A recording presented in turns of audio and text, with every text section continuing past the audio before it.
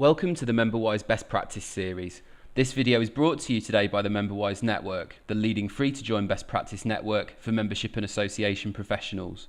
We hope that you enjoy this great presentation, and for further information about our growing network, please visit www.memberwise.org.uk. Good afternoon, everyone. I'm really pleased to be at MemberWise today and having this opportunity to present. I'm Justin Henderson. I'm the IT Projects and Database Manager at the Law Society of Scotland.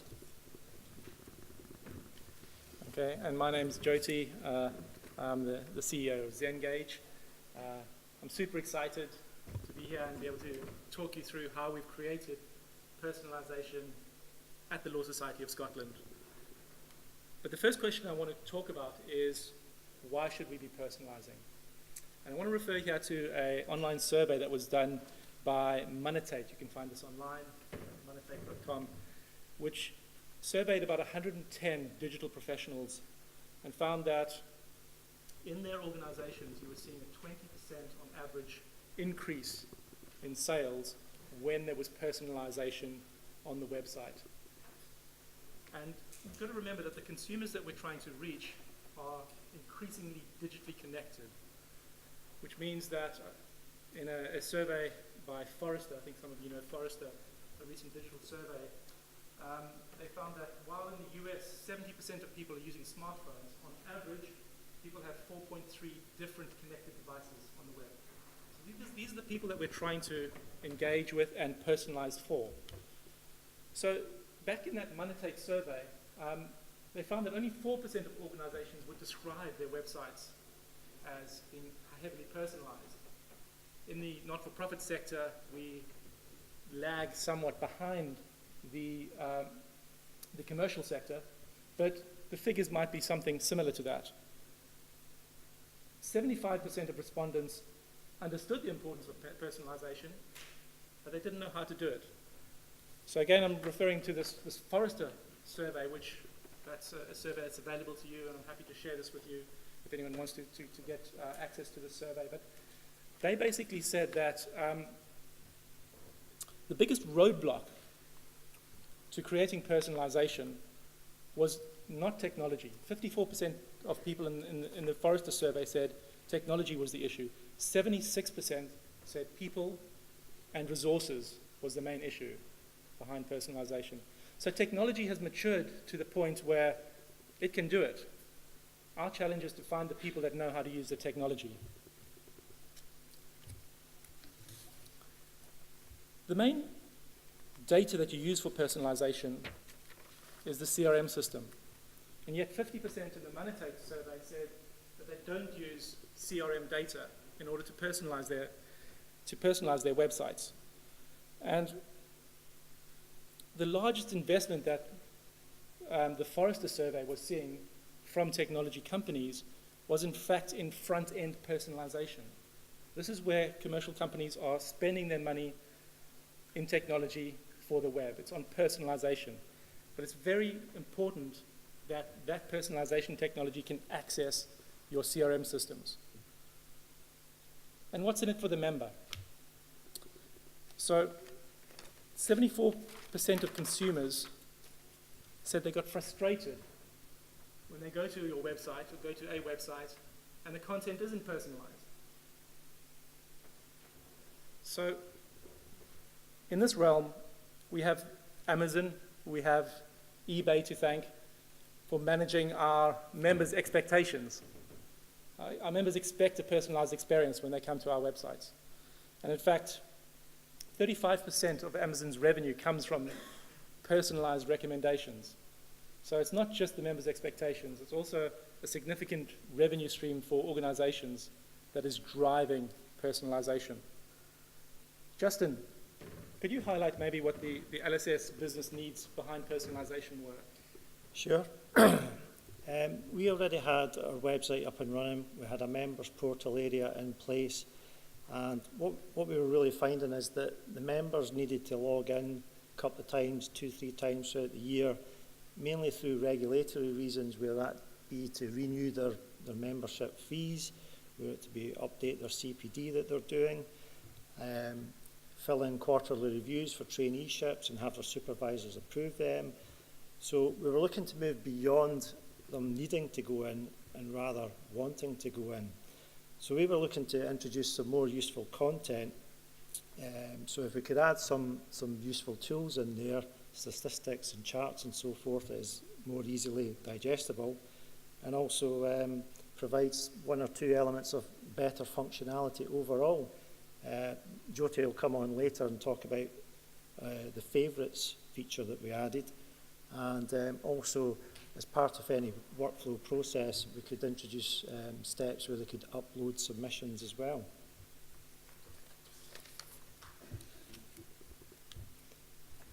So how did we go about bringing this together? Well, we engaged with one of our suppliers, a company called Screen Media, and working with them, we sat down and had several meetings over the course of a couple of months, and we came up with all these ideas that we could look to introduce. So from all those ideas, we knew that we had to narrow these down to a key few that we thought would work really well to begin with as a starting point. So we thought we needed a really slick landing page of when the members actually log in, so we concentrated a lot on the layout of that particular page. A couple of highlights there. The mini profile top centre, we knew we needed some sort of summary feature there, and we also, not at the time, but when this design was put in place, but later on we had a separate project where we were issuing smart cards, and we were able to grab the member's photo during that process and also add that into the mini profile, which was really useful.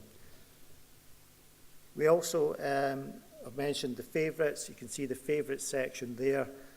The Law Society of Scotland's website is pretty content heavy, so we thought it would be really neat to provide a feature whereby instead of continually browsing around the website to find your content, could we somehow gather this together and provide a mechanism where they can jump to this content really quickly. We also needed to consider how we split the membership up into different segments. We wanted to keep this pretty straightforward to begin with. So what we did was we had our trainees who are looking to become a solicitor, we had our newly qualified between 1 and 5 years, and then we had our more experienced members, and then we split these up into the organisations that employ solicitors, commonly known to us as in-house, and those in your more traditional practice law unit. A little bit in the future, we knew we had all this great data in the areas of law that the individuals working and are also interested in. It was going to be too difficult to introduce that at this point because the segments would just shoot through the roof. But we did have these in mind for future projects.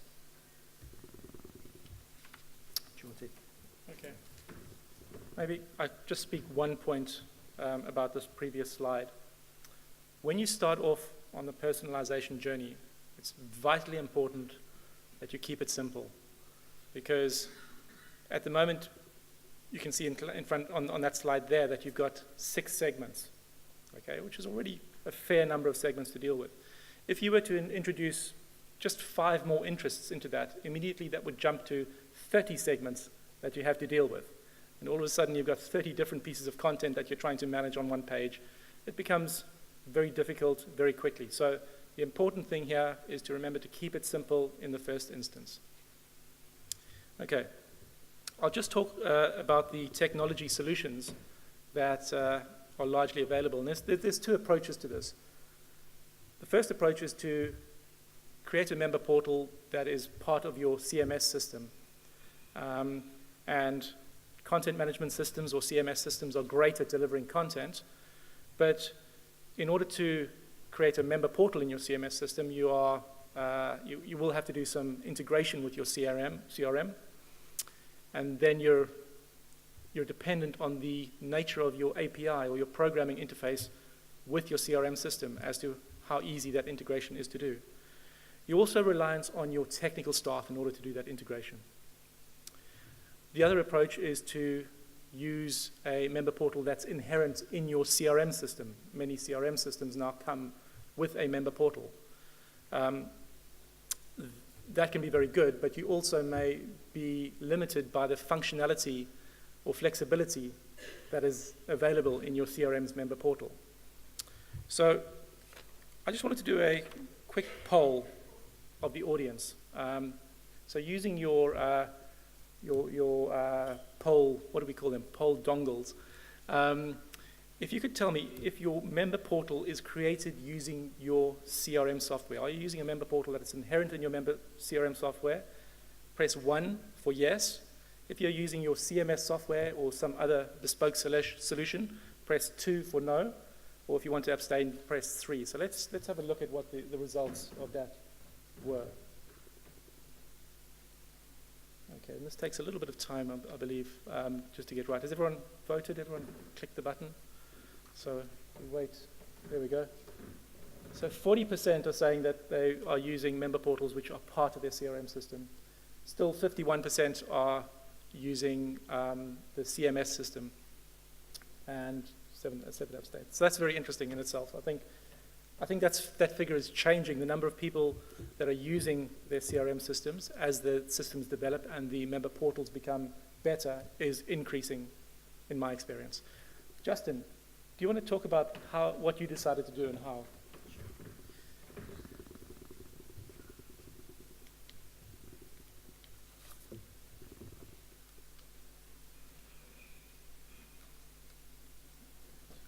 Sorry. Right. So yeah, at the Law Society, we decided to go for a system that would allow us to have an engagement management system and a CMS all within the one system. We needed to gather all the data that we could about our members and have a mechanism that was pretty easy to project that onto our members' portal within our own website.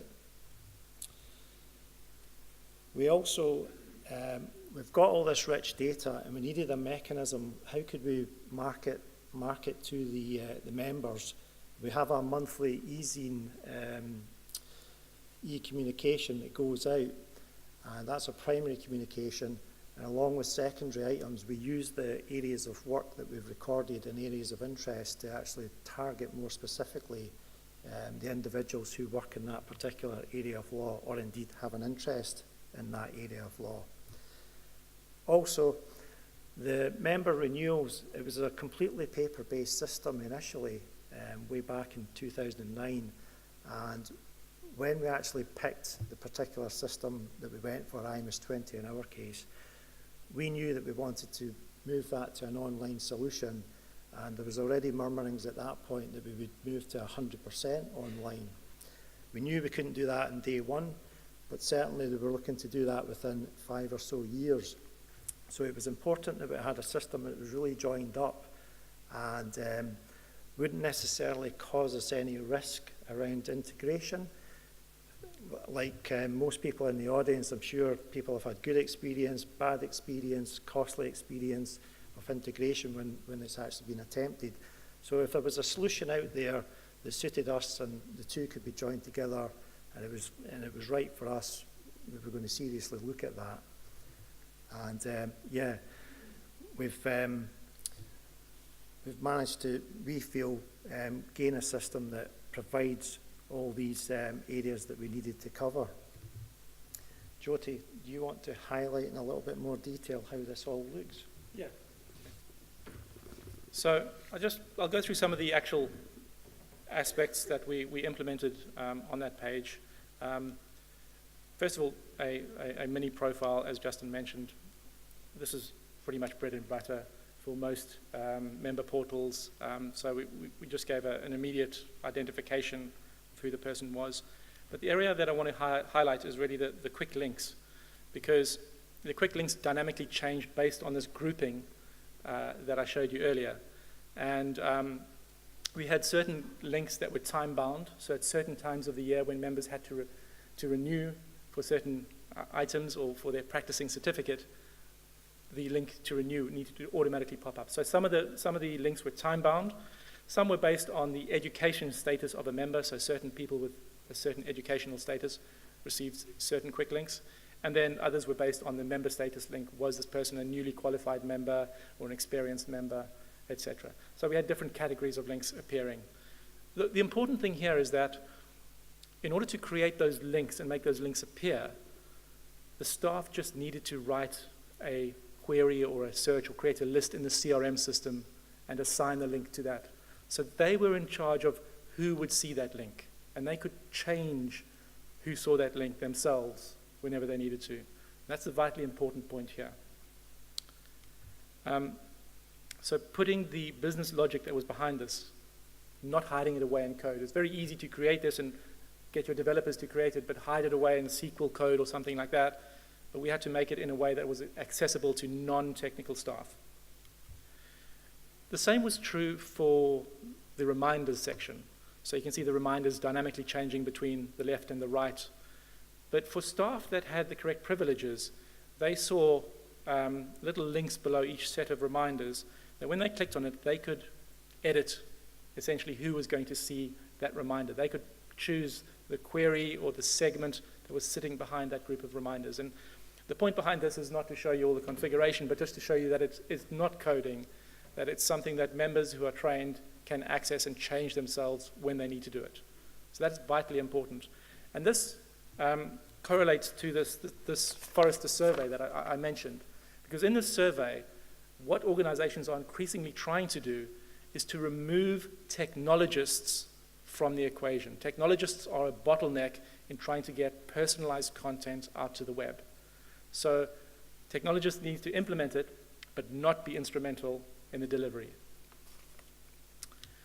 One of the other things around personalization to remember is that the best way to personalize is to use content.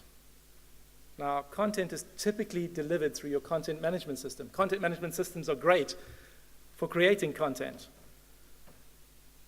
But how do we get that content from your content management system? In the case of Law Society of Scotland, it was an Umbraco content management system. How could we get that content into a member portal and personalize it for the members? So that was one of the challenges we faced. So what we did is we took, this is a piece of content in the Umbraco system, and we created a widget that appeared below each page of content on their content page, which you'll see down the bottom, it says add to favorites. Now when a member went there and clicked on that widget, it took them to a page in the member portal where it added that piece of content to their favorites section automatically. This is adding the content into CRM. It's adding a pointer to this data in their CRM system. So they could manage their own favorites. And also when they landed on their home page, you'll see the My Favorites section, they would then see a list of their favorite content. So they were in control of managing their favorite content.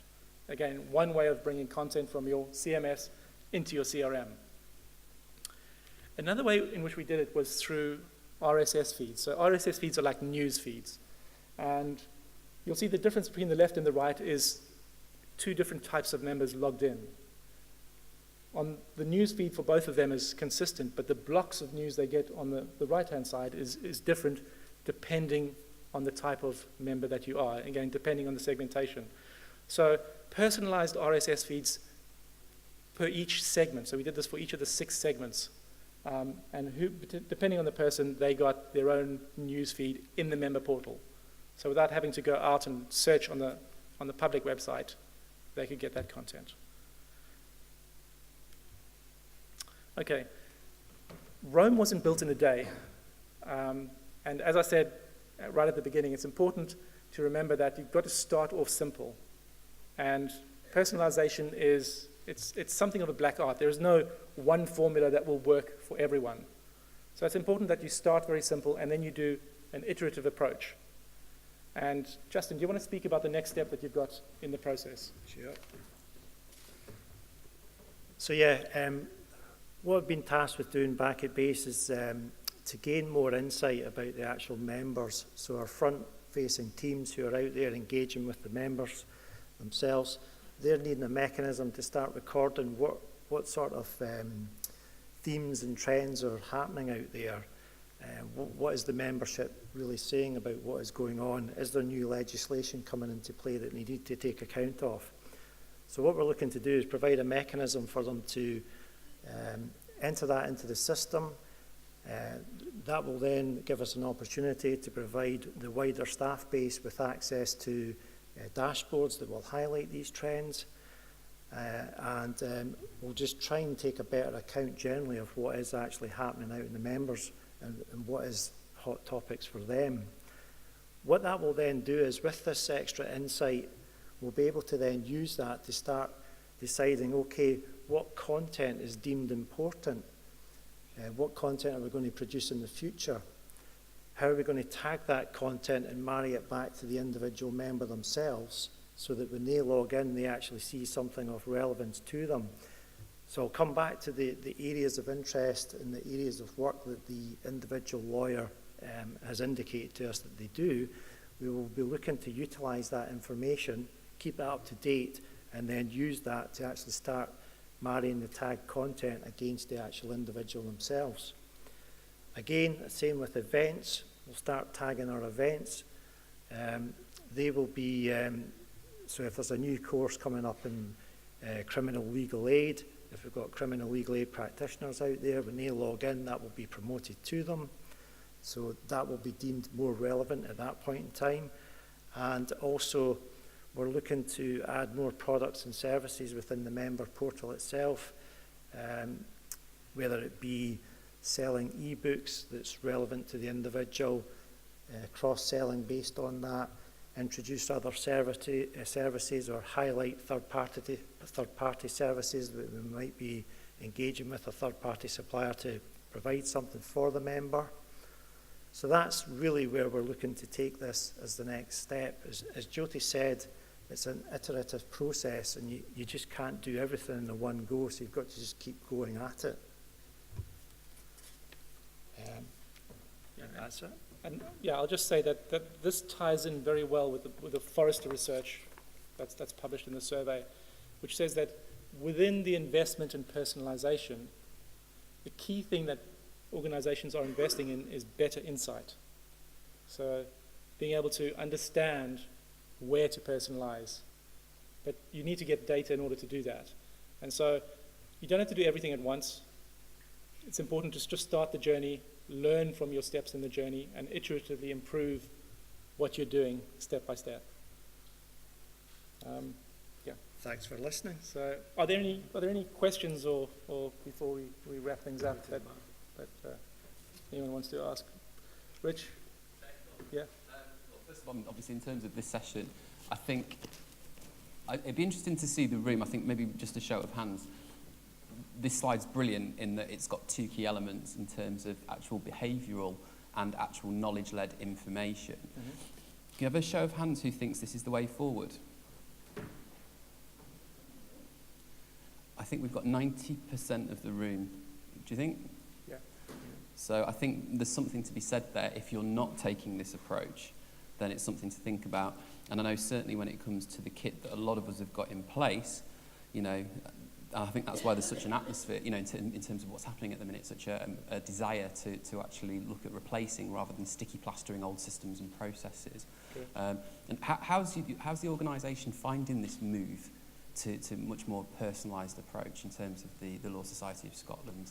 Is there a cultural element that's linked with that internally? Well, this is something that there's a project that's just got off the ground, and it's in the requirements phase at the moment. So the internal teams, they're currently reviewing the requirements that Jyoti and I have put together as a first draft. And during that review, I can already see there's a bit of debate about the best way forward and certain things that have been mentioned within the document. So it's at an early stage in the project life cycle. So we're looking to obviously iron out those requirements and make sure that the team's wishes, if they're going to be carried forward, can be met within the current system, and what do we need to have in place to achieve them. That's where we're at the moment. Have we got any questions from the audience? Well, maybe could I just make a quick comment on that? Again, referring back to this Forrester survey, one of the things that they said, in order for personalization to be successful, you need collaboration in your organization. You need collaboration between the marketing department, your IT department, and your membership department. And you really need to work across all three departments in your organization, because that collaboration is absolutely key. Typically, marketing people and communications tend to take care of the web, and you've got IT taking care of the CRM along with membership. And very often there's not a meeting point of these two in the middle. But for personalization to work, you have to all be talking to each other. And so part of what we're doing at Law Society of Scotland now is to bring all the parties to the table and start trying to align what they're strategizing with what technology can deliver in terms of what they have. Very important to align these and just talk and have a collaborative approach. And what I'd really love to see, and I know Caroline's working away at the image, if you could just sort of draw our attention to this at the minute, when it actually comes to those teams talking to each other, one of the things that we're going to be doing with this image, as I say, we're going to be scanning this and sending it out to all of you. So maybe having that meeting that includes all of those people and looking at all of the key themes that we've talked about today, hopefully that could be a nice takeaway. There's certainly something about bringing the internal and external functions. Traditionally, that's what they've been. And the internal functions, by their very nature, have been very inward-facing, but they've been asked to do things that are very outwardly facing. And unless the two are kind of talking to each other properly, I've seen it go really well, and I've seen it go badly wrong, as I'm sure you have, Jyoti. Yep. So, I mean, in terms of this session, obviously, thank you for both of you for talking to us about your journey. I definitely personally think it's the way forward.